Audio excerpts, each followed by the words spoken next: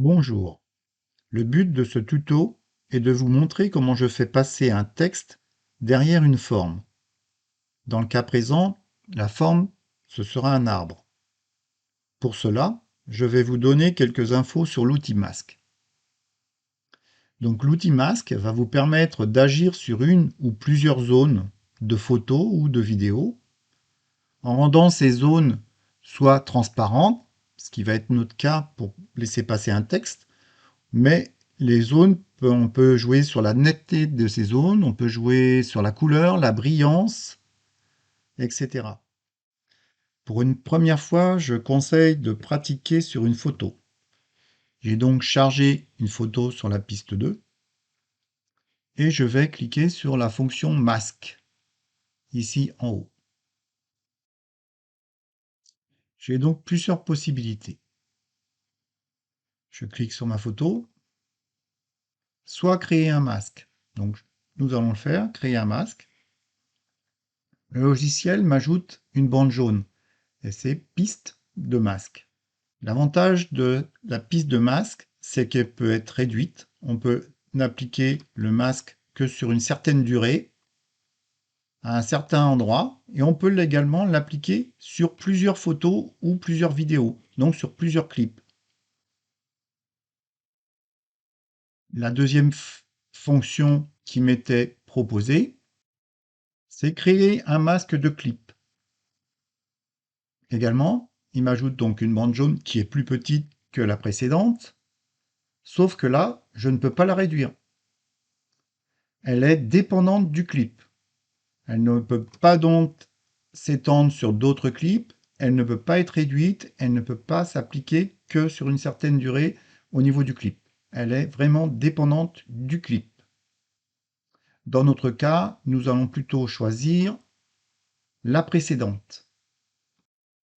La troisième fonction, charger le masque, et bien sûr, c'est si vous avez déjà créé un masque à un autre moment, que vous l'avez enregistré et qui est donc stocké sur votre ordinateur, vous pouvez aller le chercher par là. Donc là, nous allons faire donc créer un masque. Là, il m'a bien rajouté ma bande jaune. Et nous allons créer une forme. Et là, différents outils nous sont proposés. Donc, nous allons les passer un par un avec explication. Tout d'abord, l'outil rectangle. Si vous sélectionnez rectangle, vous avez le choix entre un rectangle de 16 neuvième, 9 seizième, 4 tiers, etc. Donc si je choisis 9 seizième, j'ai donc un rapport de 9 seizième sur la longueur et la largeur. Voilà. Également, une fois que j'ai créé ma forme là, on a un texte ici, une ligne qui s'est rajoutée, forme 1. Cette forme 1, c'est cette forme que je viens de créer. Donc là, on n'est pas là. On va donc revenir sur nos outils. Donc là, on avait choisi l'outil rectangle. Si je clique sur la petite flèche à côté du rectangle, il me propose un outil cercle. Donc là, c'est pareil. C'est un cercle que l'on va créer. Ou alors, on a l'outil plume, stylo. Et là, par contre, on définit la forme que l'on souhaite à l'aide de petits points. Donc là, pour faire le tour de mon arbre, par exemple, et je reviens. Et là, on a choisi donc la forme plume. Et il m'a donc créé mes deux formes. La première qui est le cercle, que je supprime. La deuxième qui est donc a été faite avec l'outil plume. Voilà pour ce qui est de l'outil du haut. L'autre ligne, c'est le pinceau. Donc, on va cliquer sur la petite flèche directement. On a le lasso, qui est un petit peu comme la plume, c'est-à-dire que là, on fait un trait sans lâcher la souris. Je définis la zone que je veux, je passe là derrière l'arceau, et je reviens à mon point de départ.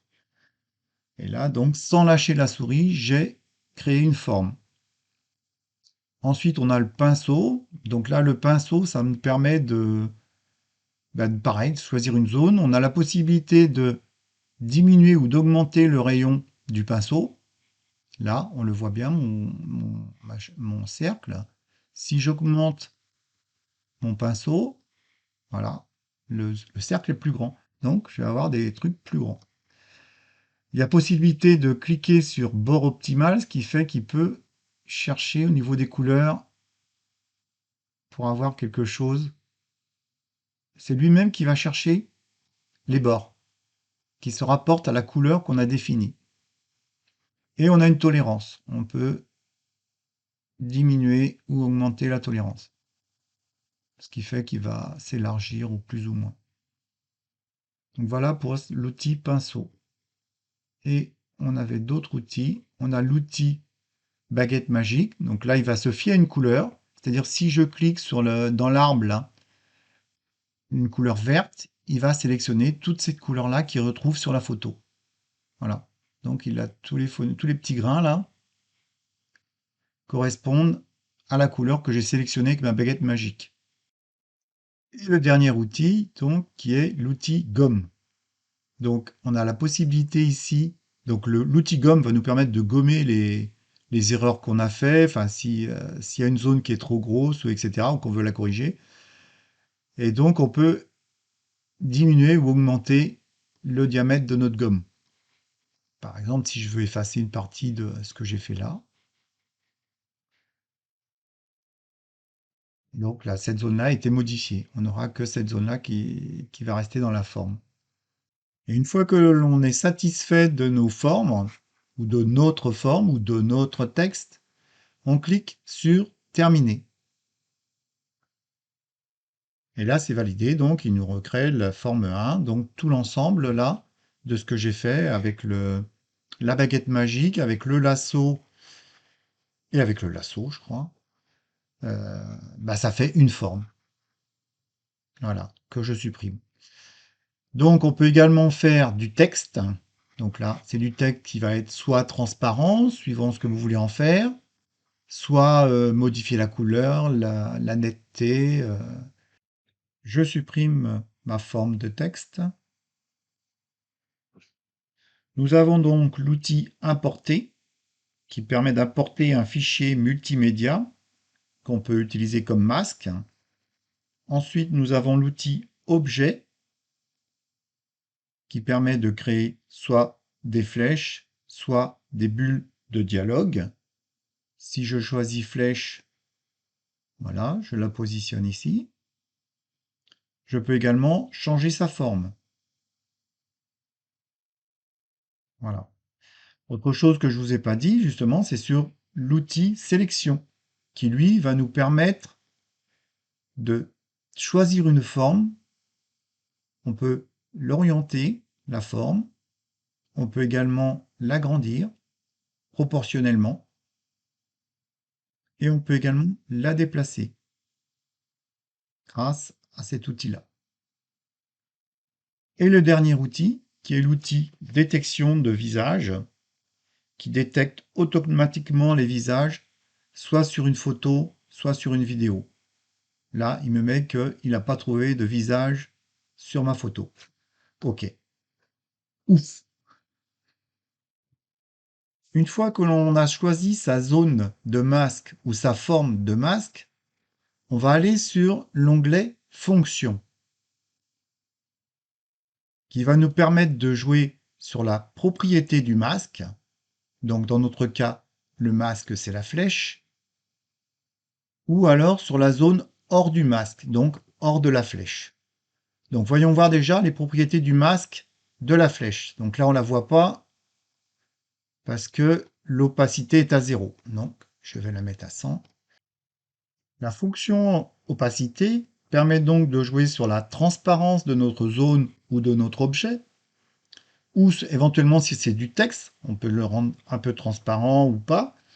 On peut également jouer sur la couleur, comme je l'avais fait avec la baguette magique. On peut rendre la couleur plus ou moins transparente. On a également l'outil correction. Correction de couleur, on peut éclaircir une couleur, la désaturer, on peut augmenter la couleur, on peut mettre notre forme en zone noire et blanche, on peut créer des effets d'agrandissement avec la fonction zoom et loop, donc dans la zone ou la forme que l'on a sélectionnée, etc. Et ça, on a le choix sur la forme ou la zone de masquage qu'on a choisi, ou alors sur les zones hors du masque. Là, par exemple, si je veux, on va faire un exemple noir et blanc sur l'arbre, effectivement, tout est passé en noir et blanc. Et on a des paramètres ici qui permettent d'affiner. On peut également passer en tracé au crayon, voilà, etc. On n'a pas les mêmes fonctions apparemment sur la zone de masque et sur la zone hors masque. Donc voilà pour ce qui est des fonctions. Donc je vais revenir à aucune. Voilà. Et maintenant que je vous ai expliqué tout ça, nous allons passer côté pratique.